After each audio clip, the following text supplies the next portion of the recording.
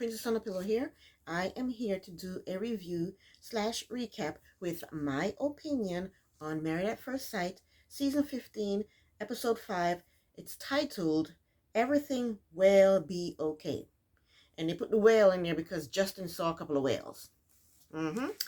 Let's get started. First couple is Stasha. I don't know if I should call her Stasha or Stacia. Whatever comes out, comes out. First couple is Stasha and Nate.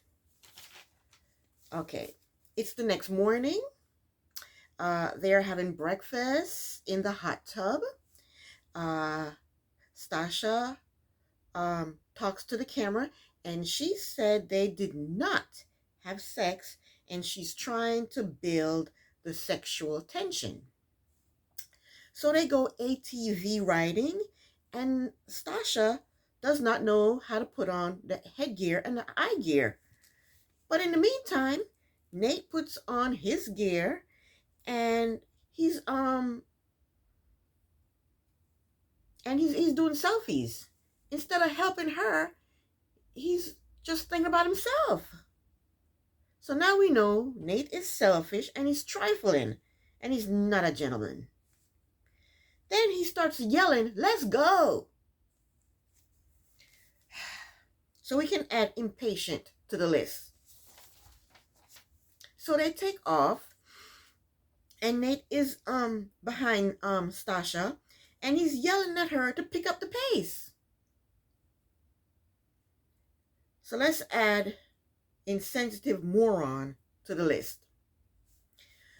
So Nate falls behind, and he gets on his social media in order to get more views, and he's taking pictures and just on his social media describing the scenery.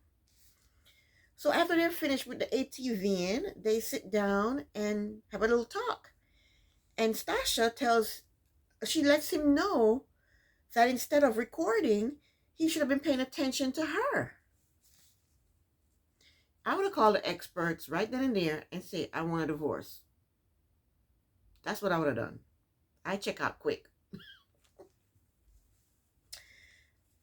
Stasha basically told him that he need to act like a married man and not a single man.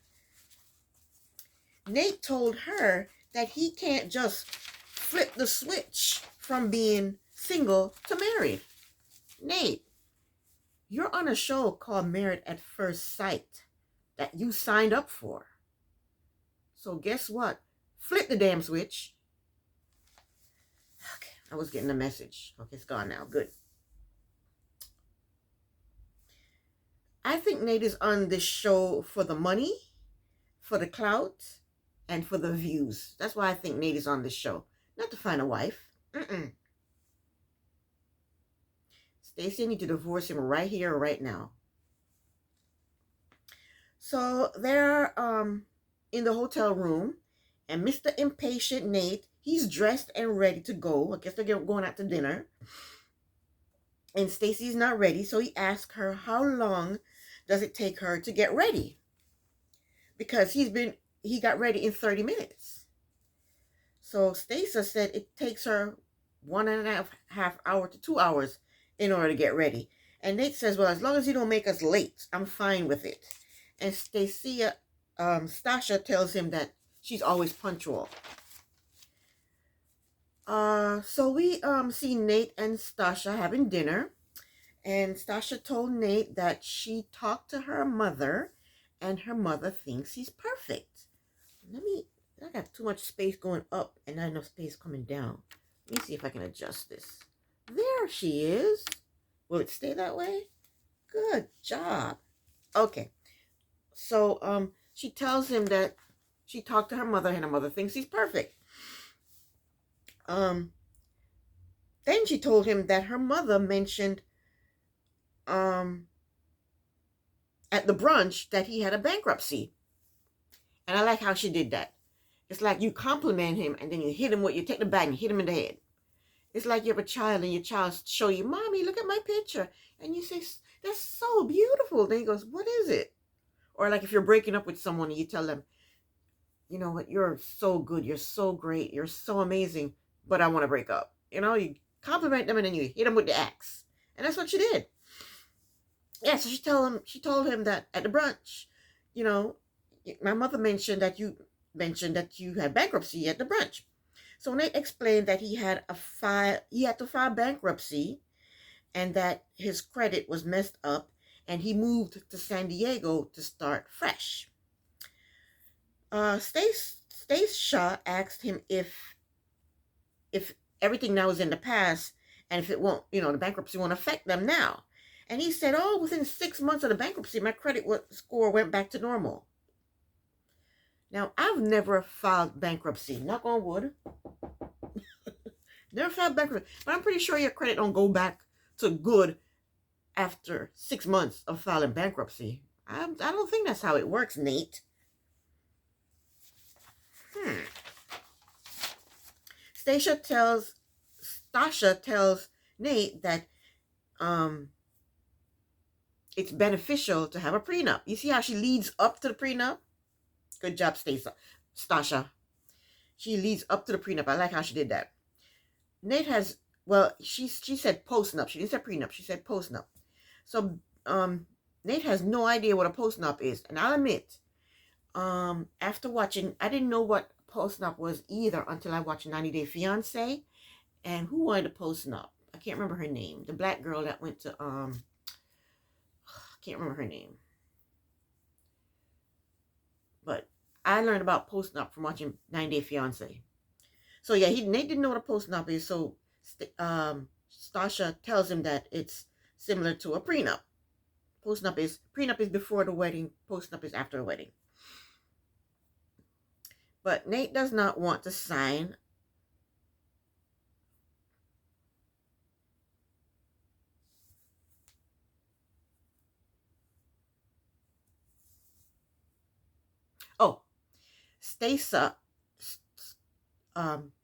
Stasha said to the camera, if he doesn't sign the postnup, then she's done.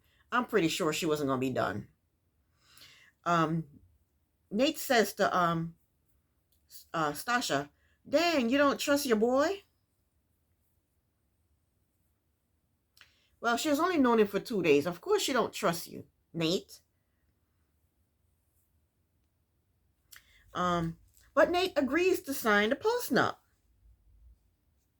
And of course he's going to agree because he doesn't want her to leave the show. He needs her to be on the show so that he can stay on the show and get the money that the show is offering or giving and get the clout and get the views. So of course he's going to agree to anything she says because he wants to stay on the show. He tells the camera that he feels hurt because she doesn't trust him. She's only known you for 2 days. Of course she's not going to trust you. Move over. Of course she's not going to trust you yet, idiot.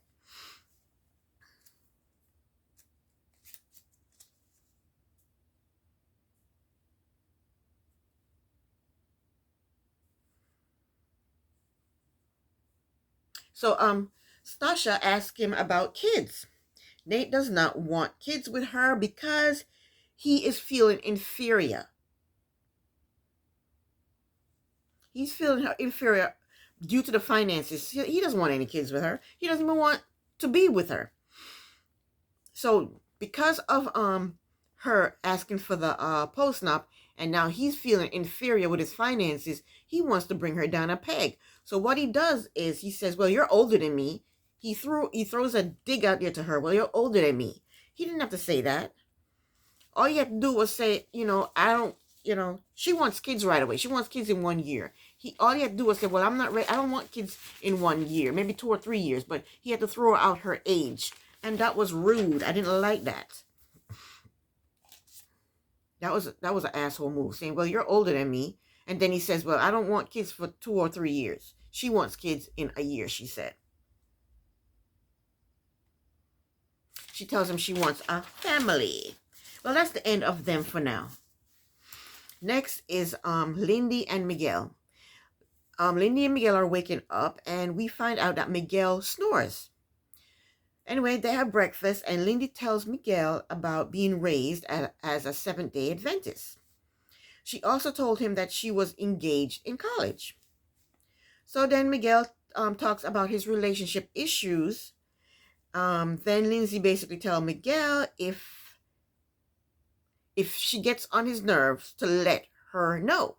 Well, Lindy, you get on my nerves. How about that? And Miguel agrees.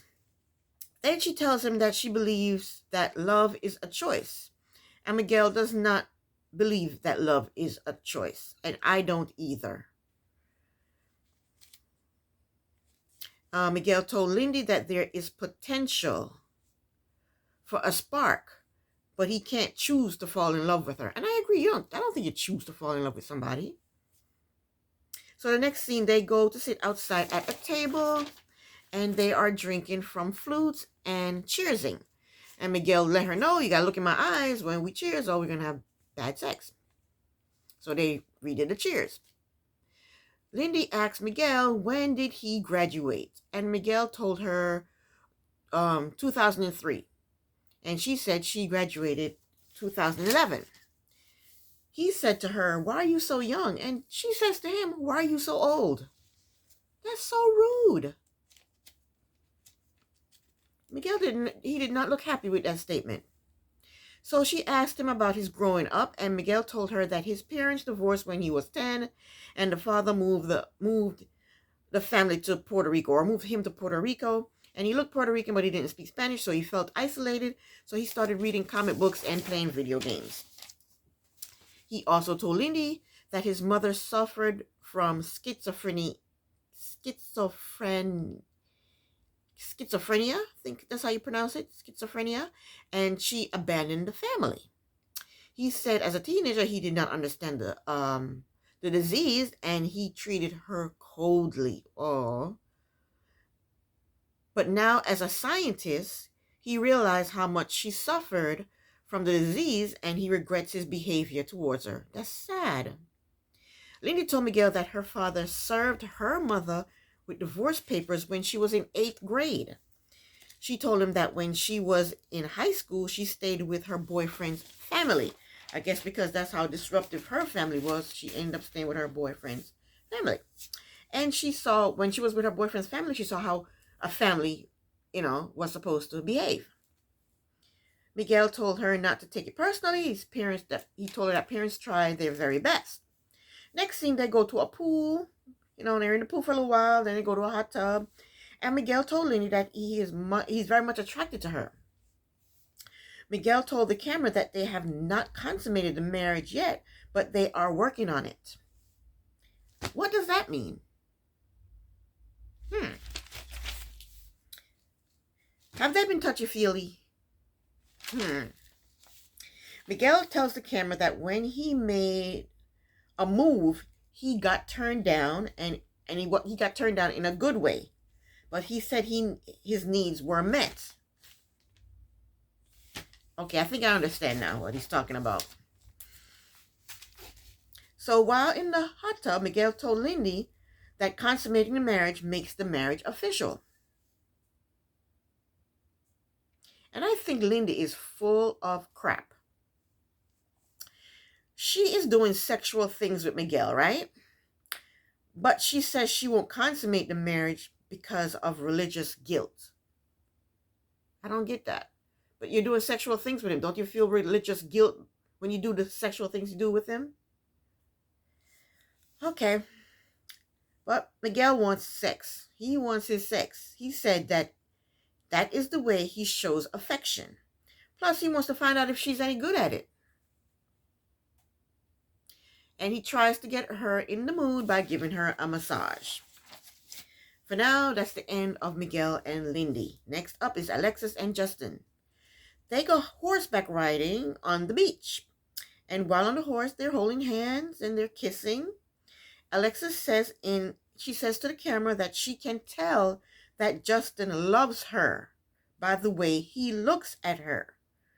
But he hasn't said it yet. So remember, she said that. She said she can tell that Justin loves her by the way he looks at her. But he hasn't said it yet. So Justin and Alexis, they're sitting. Sorry, something went wrong. Alexa, stop. Because I'm saying Alexa. She thinks I'm talking to her. But Justin and Alexis are sitting outdoors at a table. Alexis tells Justin that it's hard for her to be vulnerable. Then she tells him then she tells him he is made for her and she needs him. She might as well have said she loves him, right? She said, "You're made for me and I need you." She might as well say, "I love you." Justin tells her that he wants kids with her and he wants to spend the rest of his life with her. But they just met 2 days ago, so I don't know why they're acting like this with each other. She asks him, how does he know that he wants to spend the rest of his life with her? And Justin said, because I love you. Before, she said, I can tell he loves me by the way he looks at me. So she already knows that in her mind he loves her, right? So she starts to laugh at him. She laughs in his face. And then she gets him to repeat it. She goes, what? Or something like that. But he repeats it. And dumb Justin, he repeated it and also said, I am in love with you. Justin, you are not in love with this lady. You don't know her. Then he asked her, how is she feeling? And she says she feels like she wants to walk away. You said that you know that he loves you by the way he looks at you. Now that he said it, you want to walk away? I don't get them. I don't understand these two. Justin asked her if she can see herself falling in love with him. She said maybe, but she's not willing to say I love you. So then Justin starts to cry. He told her she is his perfect person, and he wants to spend the rest of his life with her. He told her that he fell in love with her at the altar, and he is sorry if it scares her. She tells him that it doesn't scare her. She says to him, does it feel like I love you? Excuse me. He says yes. And he says he goes by actions, not words. I can't stand these two. Justin wants to fall in love so badly, and I don't know what her problem is. Next up is Kristen and Mitch. They go paddleboarding, and afterwards they sit down to talk, and Kristen basically tells Mitch that she is happy that he's passionate and funny. So they have a pinky promise to keep laughing and seeing the beauty in each other. Next scene, we see Mitch by himself outside talking on his phone, and he's telling the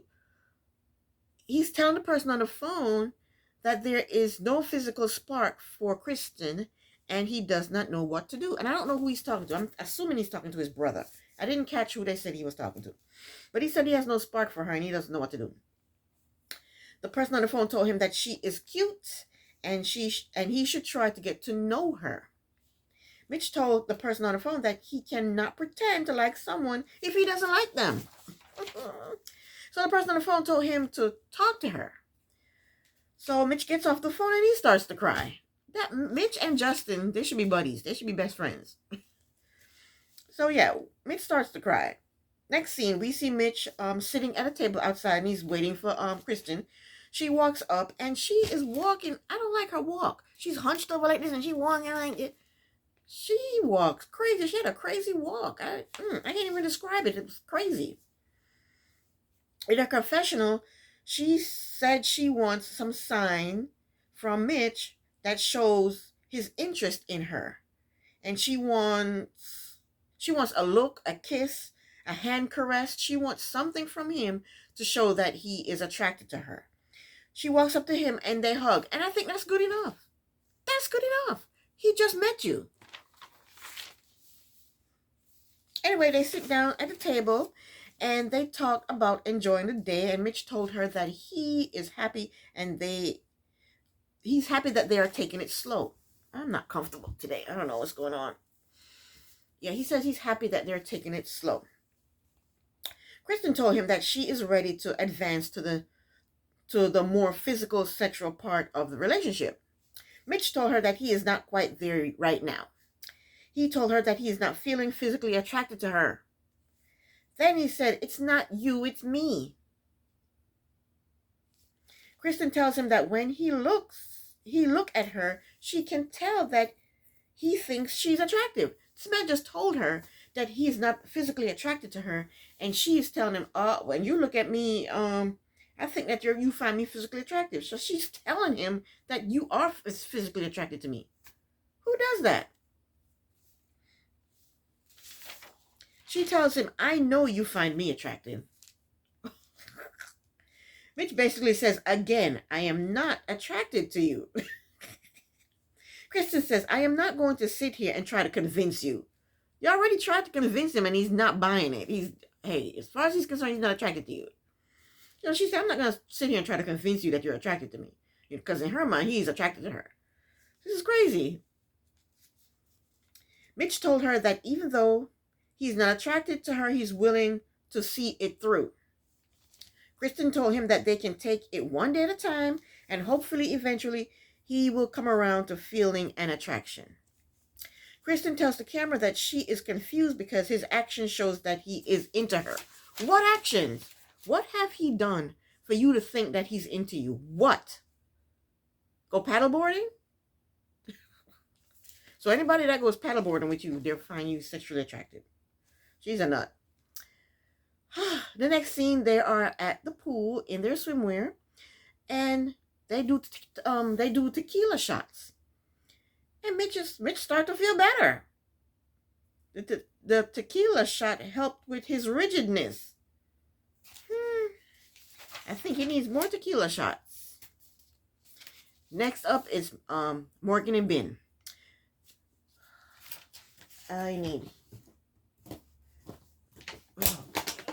Okay, I need to put on a fan. I'm hot. We lost power yesterday. I'm in Maryland, and we had a thunderstorm yesterday. I thought the house was going to blow away, and we lost power. We lost power from 6 p.m. to 2 a.m. It was horrible.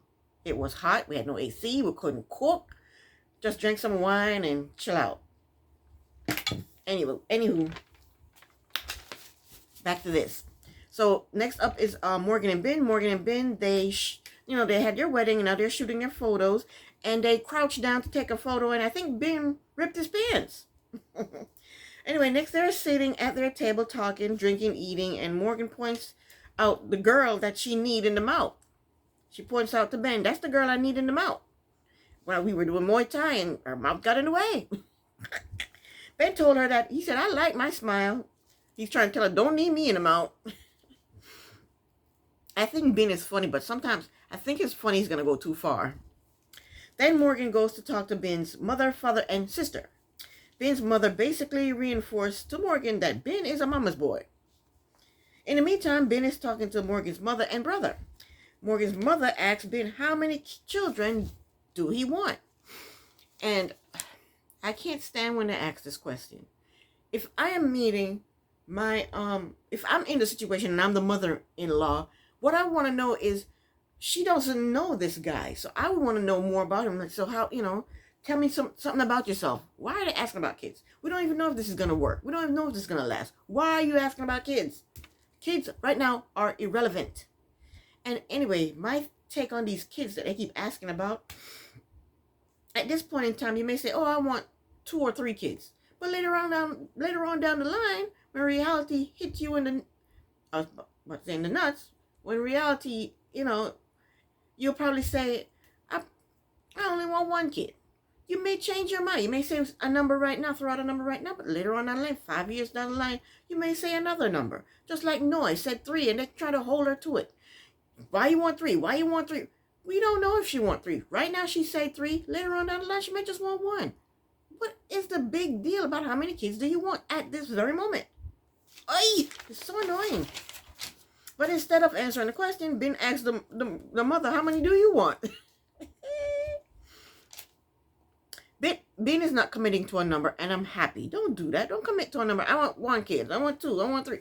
Right now, you just got married. You have to get to know each other to figure out if this is going to work. Why are we talking about freaking kids? Anywho,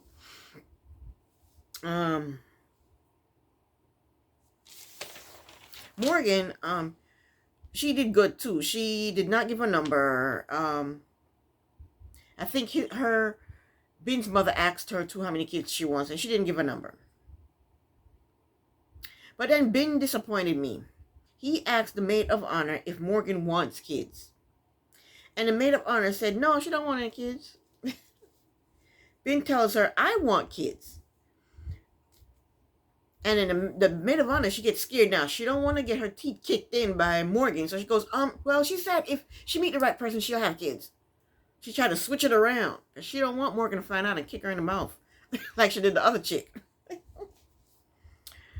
Morgan said if she said Morgan said if she met the right person, she'll have kids. So the bridesmaid basically asked Ben if he plans on having sex on the wedding night, which is none of their business, of course, and I can't stand when they ask that question. Ben said if it happens, it happens. Okay, then they told him she can get nasty. And I don't understand what that means. Nasty in the bedroom or nasty like if she gets mad at him, she'll throw his crap out on the lawn. What type of nasty are they talking about? And why did they mention that? I think they're talking about nasty in the bedroom. I think that's what they're talking about. Anyway, they cut the plainest cake I've ever seen. The cake was just a white, round, two-stack, two-layered, ugly. It didn't look good. It didn't look appetizing. But they cut the cake and they feed themselves and they feed each other this dry, plain, ugly cake. Then they leave out. And they did not show them, they did not show Ben getting the garter. And they did not show her throwing the bouquet. But Morgan seems like she's going to be a controlling person. So I don't know. I hope Ben is ready for that. And when they got to the hotel room, Ben asked her if he should carry her over the threshold. And she said, no, let's save that for when we go to our house. And that's how the tradition goes. It's when you go to, I'm getting cold. I got to turn this fan off. That's how the tradition is. When you go to your new home, then you carry your wife over the threshold. Not over some seedy hotel threshold. No. So I'm glad she said no. And she knows the tradition too. She goes, no, when we get our home, then you can carry me over the threshold. And I'm liking Morgan so far.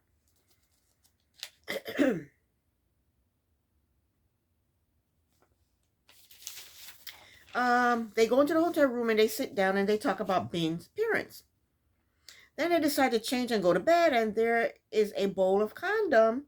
And Ben thought it was a bowl of cereal. I think he was trying to be funny. He said, a bowl of cereal?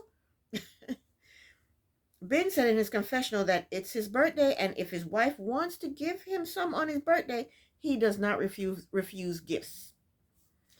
Ben is hilarious. He also told the camera that he is going to hold in his farts until she gets used to him.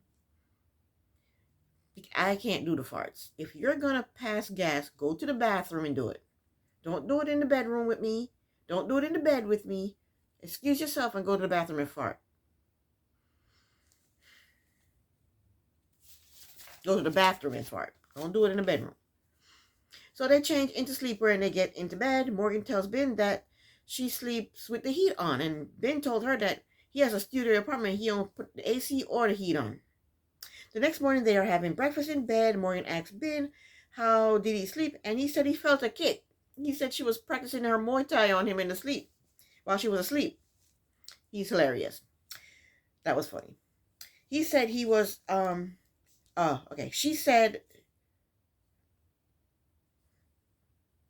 what I think she needs to do Muay Thai on her daggone bridesmaid and maid of honor. Because they told Ben that she was nasty. And they didn't have to say that. I see why she knee her friends in the mouth. They talk too much. So Morgan gets some mini cookies and cream cupcakes with candles on it and give it to Ben because it's his birthday. And I thought that was so sweet. I thought that was really, really nice. I'm starting to really like Morgan. So Ben is happy. Then they got their gift basket, letting them know where they're going to go for their honeymoon. They pack. And Ben made sure he packed the condoms. Ben, he's ready for the physical, and he doesn't care who knows it. Next, they get to Mexico, and they go to meet the other couples. And everybody's happy to see them, and Morgan let them know that Ben had COVID. That's why they got married at a later time.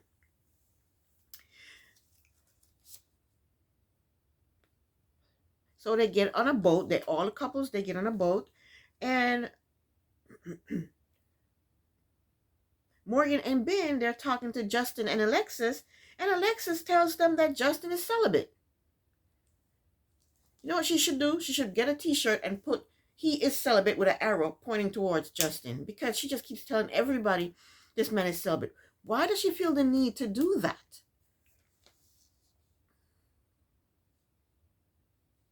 Next, they go swimming, and then they're playing in the water. And then the girls gather at another part of the boat, and the guys gather at another part of the boat.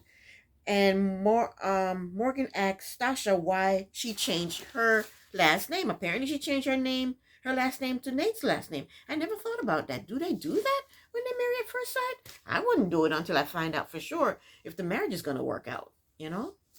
But apparently, she changed her last name to Nate's last name. And she said she changed it because she does not know her father, and she is not connected to his name.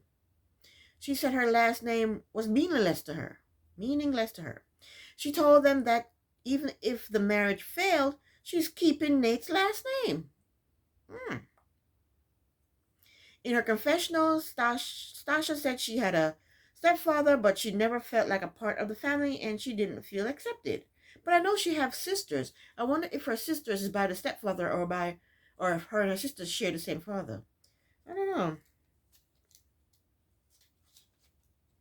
So Alexis tells them that she does know her father, but they don't have a connection. And I think she mentioned, I don't know if she mentioned she changed her name to Justin's name. And Alexis, she was concerned about what, hurting Stasha's feelings. And she said Justin have her soft now, because before she wouldn't care about other people's feelings.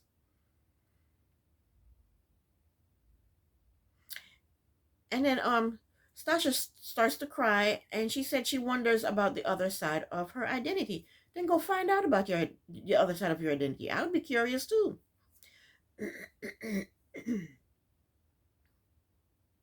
So over at the guys, Justin tells them that he told Alexis that he loved her. And they all laughed at him. In his confessional, Nate said Justin is a little too excited about his wife. Well, Nate, maybe you need to get excited about your wife instead of taking a selfie and being on social media. Maybe that's what you need to do too.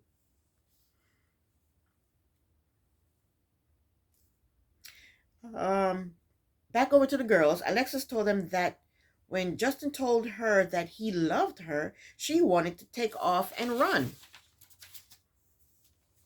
She said she felt better when he told her that she didn't have to say "I love you" back to him right now. Over with the guys, Justin told them that he will lead her into eventually saying "I love you." Okay, Justin, you have that power. Good for you. Back over to the ladies, Alexis told them that she cares for Justin, but she is not ready to say "I love you" yet.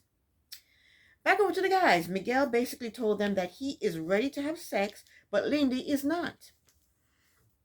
Meanwhile, Lindy is telling the ladies that she and Miguel are taking it slow, trying to get to know each other better.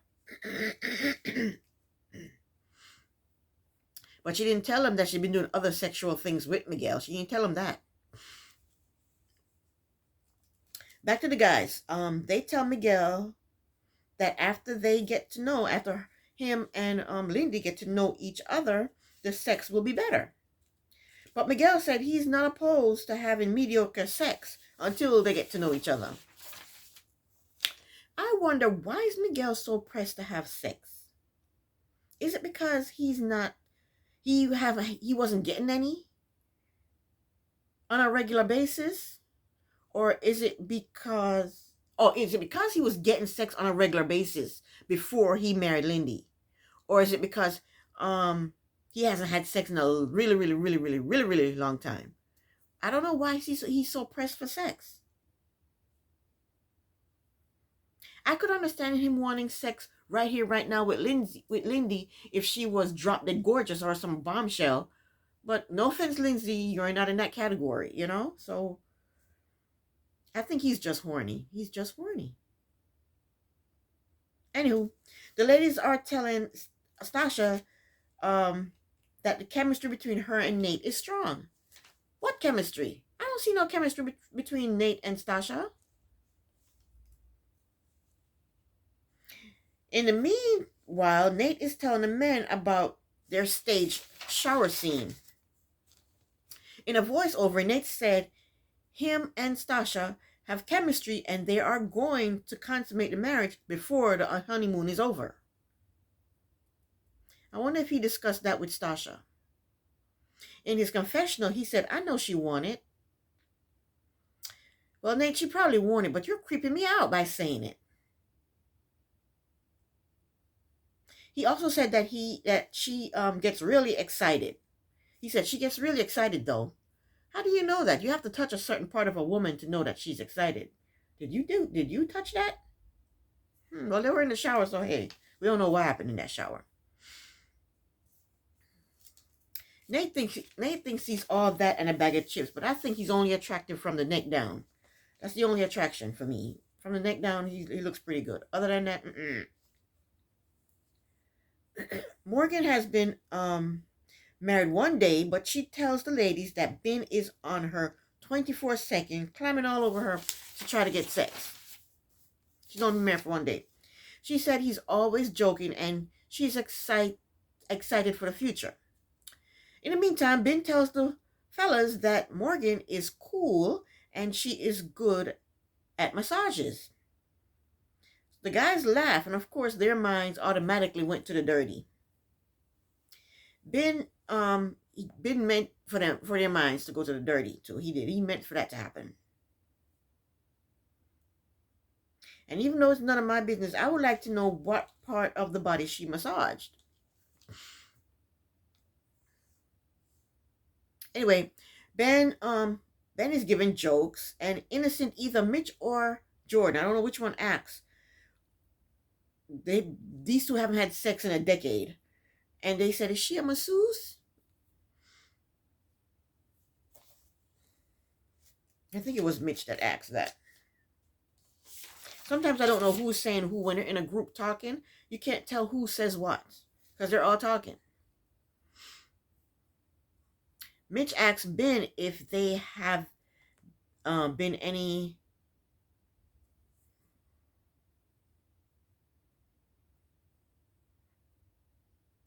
Mitch asked Ben if there's been any physicality, and Ben said it's more for the nuts. And I don't know where that came from. I don't know if the producers cut the scene and they're talking about something else, but his response was, it's more for the nuts. I don't know what that means, but everybody laughed. Nate found it hella funny. Nate asked Ben if he has any concerns, and Ben told them that the bridesmaid told him that Morgan does not want kids. That's his concern. Then Ben said he didn't even meet her father, and he is super close with his family, so he wants to know how come he didn't meet her father. Then Mitch told the guys that Kristen is not the type he imagined, but he said last night after drinking tequila, he was fired up and ready to go. Wow, Mitch has to get wasted in order to show Kristen affection. That's bad. That's not good. Back over to the ladies, Kristen tells them that she wants to talk to them when they're more secluded away from the men. She tells them to wait until tomorrow and she will get into the nitty-gritty and they will be shocked at what she has to say. But all she's going to tell them is that Mitch is running hot and cold. 1 minute she thinks he's attracted to her. The next minute he's saying he's not attracted to her. Then he drinks tequila and he kisses her. What else is there to say? That's all she's going to say. Okay. So now we have Kristen and Mitch. We see them getting a couple's massage. After the massage, they sit and talk. And Kristen tells Mitch that she was happy that he made a move on her last night. And he is a really good kisser. And she had a good time. Then she basically tells him that she didn't have sex with him last night because because he wasn't attracted to her from the get-go. So she didn't have sex with him last night because he wasn't attracted to her from the get-go. She didn't say those words, but from the conversation she was having with him, that's what I took out of the conversation. Okay? Then she tells him that she wants him to tell her that she looks good, she smells nice, and she's funny. She's trying to mold Mitch into what she wants. Then she tells him that if when decision day comes around and he doesn't say I love you or they haven't had sex, she's going to ask for a divorce. And I say, run, Mitch, run. Run away from Kristen. She's controlling, she's manipulative, run. She's telling you what she wants. You need to tell her what you want or you need to run. But Mitch didn't run. Mitch said, okay. And that's it. That was the end of the episode. This is the end of my review. I'll be back next week with another review. Princess on a Pillow here. Thank you so very much for watching. Bye.